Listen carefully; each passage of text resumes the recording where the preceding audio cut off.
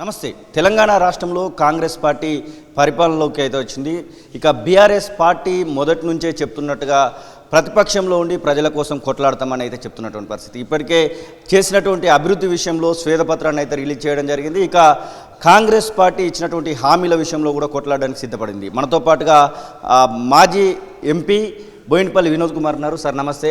ముందుగా కాంగ్రెస్ పార్టీ చెప్తున్నట్టుగా ఇక్కడ అవకాశం ఉందా? వాళ్ళు చెప్పినటువంటి 6 గ్యారంటీల అమలు విషయంలో ఇక్కడ అవకాశం ఉందనుకోవచ్చు. చిత్తశుద్ధి ఉంటే అమలు చేయొచ్చండి. చిత్తశుద్ధి ఉండాలి. చిత్తశుద్ధి డెఫినెట్గా తెలంగాణ రాష్ట్రం వైబుల్ స్టేటు మీకు చెప్పినాం కదా.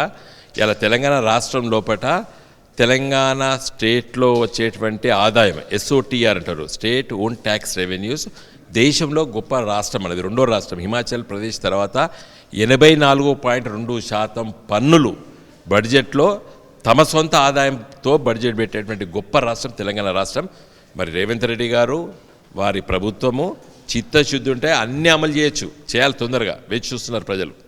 డిసెంబర్ 9వ తారీఖు రోజు ముఖ్యంగా రైతు బంధును ఇస్తామని చెప్పడం జరిగింది. అది ఇప్పటివరకు అయితే ఇంకా 1 ఎకరానికి కూడా రానటువంటి సందర్భం కనబడుతుంది. రైతులను తొలి వెలుగు సంప్రదించినటువంటి సందర్భంలో దాంతోపాటుగా రుణమాఫీ విషయంలో 2 లక్షలు ఏకకాలంలో చేస్తాము, అవసరమైతే ఇప్పుడు తెచ్చిపెట్టుకోండి మేము వచ్చిన వెంటనే అని చెప్పేసి రేవంత్ రెడ్డి ప్రచార సమయంలో చెప్పినటువంటి మాట. ఇప్పుడు ఆ విషయంలో బీఆర్ఎస్ పార్టీ ఏమైనా ప్రణాళిక రూపొందించబోతుందా? కొత్త ప్రభుత్వం కదా, ఇప్పుడే ఎంబడబడడం మంచిది కాదు. వాళ్ళు అర్థం చేసుకునే పాపం సెక్రటరియట్లో బెంచులు కుర్చీలు గిర్చీ అన్నీ చదువుకుంటారు ఉండనే. ఇప్పుడే మనం పెద్ద తెల్లారే ఎంబడబడద్దు. వాళ్ళు సర్దుకున్న తర్వాత ఇవ్వచ్చు. ఎందుకంటే మేము రైతు బంధు ఎలక్షన్ను చివరి రోజు దాదాపు 7,000 కోట్ల రూపాయలు బ్యాంక్ అకౌంట్లో వేసేసి ఎలక్షన్ కమిషన్ పర్మిషన్ తీసుకొని ఇవ్వడానికి ఇంకా రేపు పొద్దున వేస్తున్నామని కూడా చెప్పింది ప్రభుత్వం. హరీష్ గారు చెప్పిరని చెప్పేసి మళ్ళీ ఎలక్షన్ కమిషన్ వాళ్ళు రద్దు చేస్తే ఆగిపోయినాయి. లేదా తెల్లారి అందరికి పడిపోవు అవి. ఎలక్షన్ కమిషన్ పర్మిషన్ ఇచ్చింది, మళ్ళీ రద్దు చేసింది. వీళ్ళు ఉత్తమ్ కుమార్ రెడ్డి గారు పోయి కంప్లైంట్ ఇస్తే ఇవన్నీ రద్దులైనాయి. మరి ఆ పైసలు అట్లే ఉండాలి కదా బ్యాంక్ అకౌంట్లో. మరి నేను ఈరోజు ఒక పత్రికలు చదివిన కాంట్రాక్టర్లకు డబ్బులు ఇచ్చిండ్రని. ఎందుకంటే వాళ్ళ పార్టీలో కొంతమంది మంత్రులు కూడా కాంట్రాక్టులు చేసిన వాళ్ళు ఉన్నారు కాబట్టి వాళ్ళకి చాలా రోజుల నుంచి మాకు డబ్బులు రాలేదని చెప్పి హైకోర్టులో కేసులు వేసినట ఆనాటి రాష్ట్ర ప్రభుత్వం పైన. అదేదో హైకోర్టు ఆర్డర్ ఇచ్చిందట ఏది డబ్బులు తీసుకోమని. కాబట్టి రైతు బంధు డబ్బులన్నీ వాళ్ళు తీసుకున్నట్టు ఇవాళ పేపర్లో చదివినా. మరి ఇంతవరకు నిజమో నాకు తెలియదు.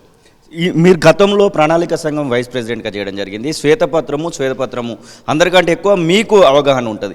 అటు వాళ్ళు ఏమో శ్వేతపత్రం అని చెప్పేసి అసెంబ్లీలో ప్రకటించినటువంటి పరిస్థితి, శ్వేతపత్రం అని మీ పార్టీకి సంబంధించినటువంటి వర్కింగ్ ప్రెసిడెంట్ కేటీ రామారావు బీఆర్ఎస్ భవన్లో ప్రకటించినటువంటి పరిస్థితి. అసలు శ్వేతపత్రం విషయంలో ప్రజలు ఒక రకమైనటువంటి డైలమాలో ఉన్నారు. అప్పులు అయినాయి అని చెప్పేసి అన్ని పత్రికలలో వచ్చింది, అన్ని చూడడం జరిగింది. ఆ వెంటనే మేము ధనాన్ని సృష్టించమని చెప్తున్నారు. అసలు వయబిలిటీ ఎక్కడ కనబడుతుంది? దేన్ని నమ్మొచ్చు అంటారు? అసలు ఇప్పుడు అప్పు తీసుకొచ్చి వృధా ఖర్చులు పెడితే నష్టపడతామండి. అప్పు తీసుకొచ్చి వృధా ఖర్చులు పెడితే నష్టం. అప్పు తీసుకొచ్చిన ప్రతి పైసా మనము ఇన్ఫ్రాక్ మీద పెట్టాం, అంటే నిర్మాణంపై పెట్టాం, ఖర్చులు పెట్టాం. ఇలా కాళేశ్వరం గోదావరి నది పైన కట్టినటువంటి బ్యారేజీలు కానివ్వండి, ప్రాజెక్టులు కానివ్వండి, లేకపోతే రిజర్వాయర్లు కానివ్వండి, లేకపోతే అదేవిధంగా కృష్ణా నది పైన మహబూబ్ నగర్ జిల్లాలో కట్టినటువంటి పాలమూరు ఎత్తిపోతల పథకం కానివ్వండి, దాదాపు 200 రిజర్వాయర్లు కట్టినాం.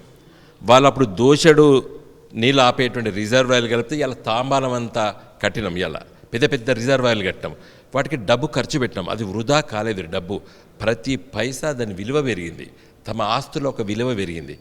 ఇలా మన కాళేశ్వరము గోదావరి నది పైన కానివ్వండి, లేదా కృష్ణా నది పైన పాలమూరు ఎత్తిపోతల ప్రాజెక్టు మనం కట్టినప్పుడు 2014, 15, 16 మొదలుపెట్టినప్పుడు ఇనుము ధర అంటే స్టీల్ ధర 27,000 రూపాయలు టన్ను ఉండే. ఇలా 70,000, 80,000 సిమెంట్ బస్తా ధర డబల్ అయింది. తర్వాత భూసేకరణ అప్పుడు 2 లక్షలు, 3 లక్షలు, 5 లక్షలు, 7 లక్షలు ఇస్తే రైతులు భూములు ఇచ్చిండ్రు. ఇలా 20 లక్షలు ఇచ్చిన కూడా ఎవడు భూమి ఇయ్యాడు. కాబట్టి ఈ ప్రాజెక్టులకు మన సర్కారు అప్పు తీసుకొచ్చి కట్టినటువంటి ప్రాజెక్టుల విలువ 1,000 కోట్లు పెరిగింది. కాబట్టి రైతులు ప్రజలు నష్టపోలేదు. రేపు మన కడుపులో పుట్టేటువంటి పిల్లల భవిష్యత్తు కోసం కేసీఆర్ గారు నిర్మించారు. అచ్చా, ఈ అప్పులు ఇయాలనో రేపో కట్టవలసిన అవసరం లేదు. 30 ఏళ్ళ వరకు మెల్లమెల్లంగా కట్టుకోకపోవచ్చు.